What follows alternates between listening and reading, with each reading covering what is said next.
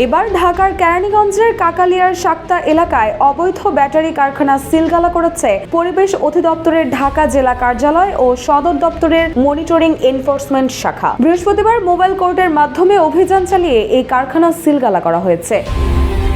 দেশ জুড়ে তোলপাড় ওয়ালটন ফ্রিজ কিনে আপনিও হয়ে যেতে পারেন মিলেনিয়ার।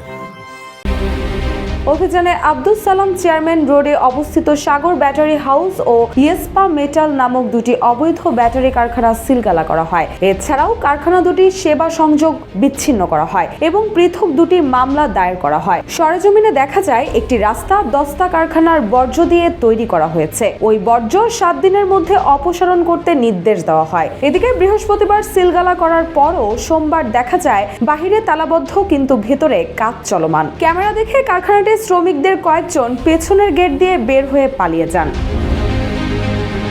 এই অভিযান পরিচালনা করেন পরিবেশ অধিদপ্তরের নির্বাহী ম্যাজিস্ট্রেট মোহাম্মদ রেজওয়ানুল ইসলাম এবং বাংলাদেশ পুলিশের একটি চৌকস দল অভিযানে সহযোগিতা করেন। পাশাপাশি বায়ু দূষণ বিধিমালা 2022 অনুযায়ী ঢাকার বাংলা মোটর ও যাত্রাবাড়িতে মোবাইল কোর্ট অভিযান চালিয়ে দুটি মামলায় মোট 60,000 টাকা জরিমানা আদায় করে। এছাড়া একটি কারখানার সেবা সংযোগ বিচ্ছিন্ন করা হয়।